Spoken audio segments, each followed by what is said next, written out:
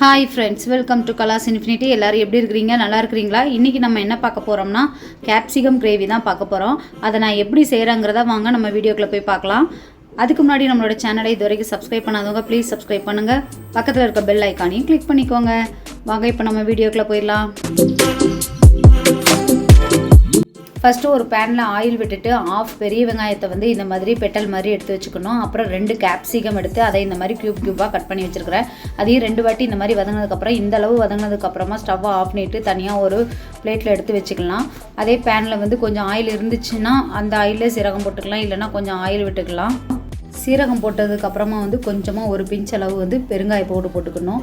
சீரகம் பொரிஞ்சு நல்லா ஸ்மெல் வந்துட்டு இருக்கும்போது நம்ம என்ன செய்யணும்னா பெரிய வெங்காயம் சின்னதாக இந்த மாதிரி கட் பண்ணி வச்சுருக்கோம். ஒரு வெங்காயம் அதை எடுத்து சேர்த்துட்டு நல்லா ப்ரௌன் கலரில் வர வரைக்கும் நல்லா ஃப்ரை பண்ணி விடணும். இந்த மாதிரி ப்ரௌனாக வந்ததுக்கப்புறமா 1 ஸ்பூன் இஞ்சி பூண்டு பேஸ்ட் எடுத்து சேர்த்து அதுவும் பச்சை வாசனை போகிற வரைக்கும் நல்லா ஃப்ரை பண்ணிக்கணும். இந்த மாதிரி ஃப்ரை பண்ணி வந்ததுக்கப்புறமா ஒரு ஸ்பூன் கடலை மாவு எடுத்துருக்கேன். அதையும் நல்லா இந்த ஆயிலே நல்லா மிக்ஸ் பண்ணி விட்டுடலாம். மிக்ஸ் பண்ணி விட்டதுக்கப்புறமா நம்ம மசாலா பொருள்லாம் சேர்த்துக்கலாம். கொஞ்சம் மஞ்சள் தூள், கொஞ்சம் மிளகாத்தூள் சேர்த்துருக்குறேன், தனியாத்தூள் சேர்த்துருக்குறேன், கஸ்தூரி மெத்தியும் கொஞ்சம் சேர்த்துருக்குறேன். கஸ்தூரி மெத்தி இருந்தால் சேர்த்துக்கலாம், இல்லைன்னா ஒன்றும் பிரச்சனை இல்லை, விட்டுடலாம். இப்போ நல்லா அந்த ஆயிலே மிக்ஸ் பண்ணிக்கணும். இந்த மாதிரி மிக்ஸ் பண்ணதுக்கப்புறமா இப்போ கொஞ்சமாக தண்ணி விட்டுக்கலாம். கொஞ்சம் கிரேவி மாதிரி வர அளவுக்கு மட்டும் கொஞ்சம் தண்ணி விட்டுக்கணும்.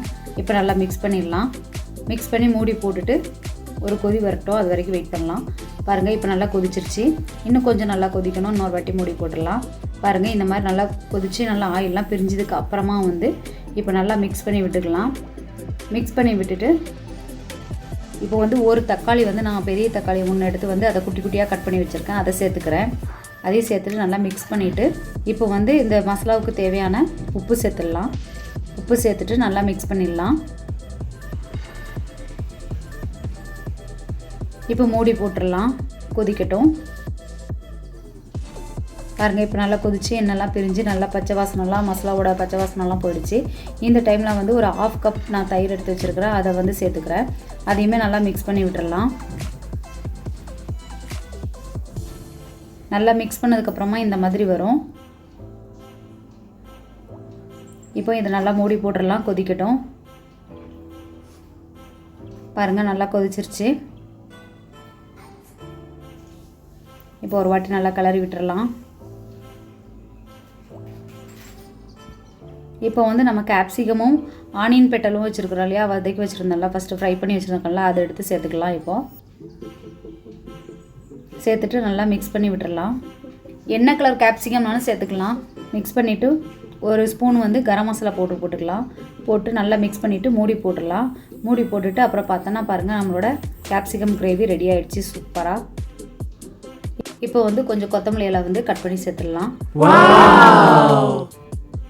சேர்த்துட்டு இப்போ நம்ம ஸ்டவ் ஆஃப் பண்ணிடலாம். நம்மளோட கேப்சிகம் கிரேவி ரெடி ஆகிடுச்சு. சப்பாத்திக்கு ரொம்ப சூப்பராக இருக்கும்.